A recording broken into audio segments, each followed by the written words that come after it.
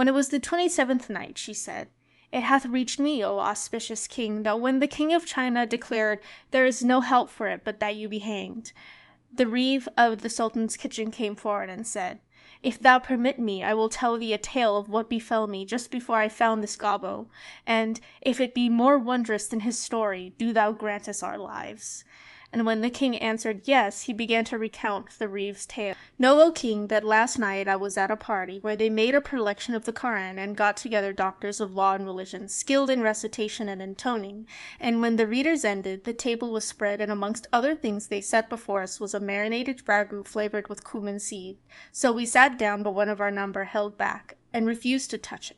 We conjured him to eat of it, but he swore he would not, and when we again pressed him, he said, 'Be not instant with me, sufficeth me that which hath already befallen me through eating it.' And he began reciting, 'Shoulder thy tray, and go straight to thy goal, and if suit thee this coal, why boost this coal?' When he ended his verse, we said to him, 'Allah upon thee, tell us thy reason for refusing to eat of the cumin ragout.' 'If so it be,' he replied, 'and needs must I eat of it, I will not do so except I wash my hand 40 times with soap, 40 times with potash, and 40 times with galangal, the total being 120 washings.' Thereupon the hospitable host bade his slaves bring water, and whatso he required, and the young man washed his hand as aforementioned. Then he sat down, as if disgusted and frightened withal, and dipping his hand in the ragout, began eating, and at the same time showing signs of anger. And we wondered at him with extreme wonderment, for his hand trembled, and the morsel in it shook, and we saw that his thumb had been cut off, and he ate with his forefingers only. So we said to him, 'Allah upon thee, what happened to thy thumb? Is thy hand thus by the creation of God, or hath some accident befallen it?' 'O my brothers,' he answered, 'it is not only thus with this thumb, but also with my other thumb, and with both my great toes, as you shall see.' So saying, he uncovered his left hand and his feet, and we saw that the left hand was even as the right, and in like manner that each of his feet lacked its great toe. When we saw him after this fashion, our amazement waxed still greater, and we said to him, 'We have hardly patience enough to await thy history, and to hear the manner of the cutting off of thy thumbs, and the reason of thy washing both hands 120 times. Know then,' said he, 'that my father was chief of the merchants, and the wealthiest of them all in Baghdad city, during the reign of the Caliph Harun al-Rashid. And he was much given to wine drinking and listening to the lute and the other instruments of pleasance, so that when he died he left nothing. I buried him, and had prelections of the Koran and made for him, and mourned for him days and nights. Then I opened his shop, and found that he had left in it few goods, while his debts were many. However, I compounded with his creditors for a time to settle their demands, and betook myself to buying and selling, paying them something from week to week on account, and I gave not overdoing this till I had cleared off his obligations in full, and began adding to my principal. One day, as I sat in my shop, suddenly and unexpectedly there appeared before me a young lady, than whom I never saw fair, wearing the richest raiment and ornaments, and riding a she-mule, with one negro slave walking before her and another behind her. She drew rein at the head of the exchange bazaar, and entered, followed by an eunuch, who said to her, 'O my lady, come out and away without telling anyone, lest thou light a fire which will burn us all up.' Moreover, he stood before her, guarding her from view, whilst she looked at the merchants' shops. She found none open but mine. So she came up with a eunuch behind her, and sitting down in my shop saluted me. Never heard I aught fairer than her speech, or sweeter than her voice. Then she unveiled her face, and I saw that she was like the moon, and I stole a glance at her, whose sight caused me 1,000 sighs. And my heart was captivated with love of her, and I kept looking again and again upon her face, repeating these verses, 'Say to the charmer in the dove-hued veil, Death would be welcome to abate thy bale. Favor me with thy favors that I live. See, I stretch forth my palm to take thy veil.' When she heard my verse, she answered me, saying, 'I've lost all patience by despite of you. My heart knows nothing save love plight to you. If aught I sight save charms so bright of you, my parting end not in the sight of you. I swear I'll ne'er forget the right of you, and fain this breast would soar to height of you. You made me drain the love cup, and I leaf a love cup tender for delight of you. Take this my form where'er you go, and when you die, entomb me in the sight of you. Call on me in my grave, and hear my bones sigh the responses to the shrine of you, and where I asked of God what wouldst thou see? I answer, first his will, then thy decree. When she ended her verse, she asked me, O youth, hast thou any fair stuffs by thee? And I answered, O my lady, thy slave is poor, but have patience till the merchants open their shops, and I will suit thee with what thou wilt. Then we sat talking, I and she, and I was drowned in the sea of her love, dazed in the desert of my passion for her, till the merchants opened their shops, when I rose and fetched her all she sought to the tune of 5,000 dirhams. She gave the stuff to the eunuch, and going forth by the door of the exchange, she mounted mule and went away, without telling me whence she came, and I was ashamed to speak of such trifle. When the merchants dunned me for the price, I made myself answerable for 5,000 dirhams and went home, drunken with the love of her. They set supper before me, and I ate a mouthful, thinking only of her beauty and loveliness, and sought to sleep, but sleep came not to me. And such was my condition for a whole week, when the merchants required their monies of me, but I persuaded them to have patience for another week, at the end of which time she again appeared, mounted on a she-mule, and attended by her eunuch and 2 slaves.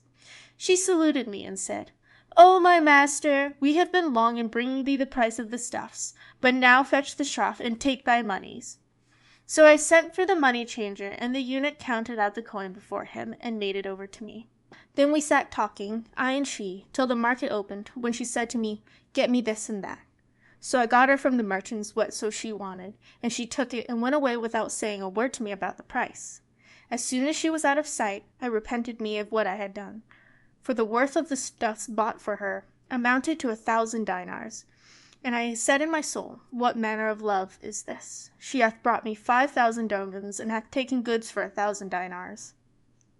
I feared lest I should be beggared through having to pay the merchants their money, and I said, They know none other but me. This lovely lady is naught but a cheat and a swindler, who hath diddled me with her beauty and grace, for she saw that I was a mere youth, and laughed at me for not asking her address.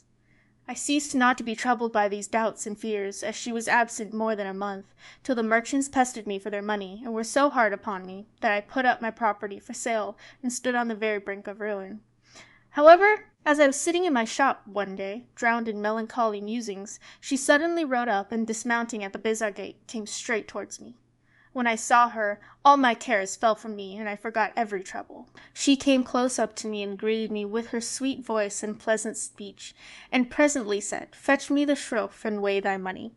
So she gave me the price of what goods I had gotten for her and more, and fell to talking freely with me, till I was like to die of joy and delight.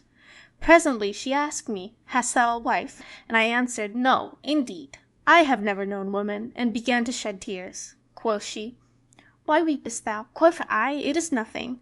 Then giving the eunuch some of the gold pieces, I begged him to be go-between in the matter, but he laughed and said, She is more in love with thee than thou with her. She hath no occasion for the stuff she hath bought of thee, and did all this only for the love of thee. So ask of her what thou wilt, and she will deny thee nothing. When she saw me giving the dinars to the eunuch, she returned and sat down again, and I said to her, Be charitable to thy slave, and pardon him what he is about to say. Then I told her what was in my mind, and she assented, and said to the eunuch, Thou shalt carry my message to him, adding to me, And do thou whatso the eunuch biddeth thee. Then she got up and went away, and I paid the merchants their monies, and they all profited. But as for me, regret at the breaking off of our intercourse was all my gain, and I slept not the whole of that night. However, before many days passed, her eunuch came to me, and I entreated him honorably, and asked him after his mistress. Truly she is sick with love of thee, he replied. And I rejoined, Tell me who and what she is. Quoth he, The Lady Zubaydah, queen consort of Harun al-Rashid, brought her up as a rearling, and hath advanced her to be stewardess of the harem, and gave her the right of going in and out of her own sweet will. She spoke to her lady of thee, and begged her to marry her to thee, but she said, I will not do this till I see the young man, and if he be worthy of thee, I will marry thee to him. So now we look for the moment to smuggle thee into the palace, and if thou succeed in entering privily, thou wilt win thy wish to wed her. But if the affair get wind, the Lady Zubaydah will strike off thy head. What sayest thou to this? I answered, I will go with thee, and abide the risk whereof thou speakest. Then said he, As soon as it is night, go to the mosque built by the Lady Zubaydah on the Tigris, and pray the night prayers, and sleep there. "With love and gladness," cried I. So at nightfall I repaired to the mosque, where I prayed and passed the night.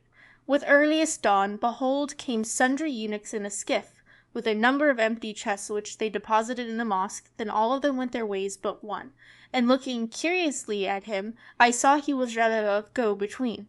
Presently in came the handmaiden, my mistress, walking straight up to us, and I rose to her and embraced her while she kissed me and shed tears. We talked a while, after which she made me get into one of the chests, which she locked upon me. Presently the other eunuchs came back with a quantity of packages, and she fell to stowing them in the chests, which she locked down one by one, till all were shut. When all was done, the eunuchs embarked the chests in the boat, and made for the Lady Zubeida's palace. With this, thought began to beset me, and I said to myself, "Verily, thy lust and wantonness will be the death of thee, and the question is after, all shalt thou win to thy wish or not?"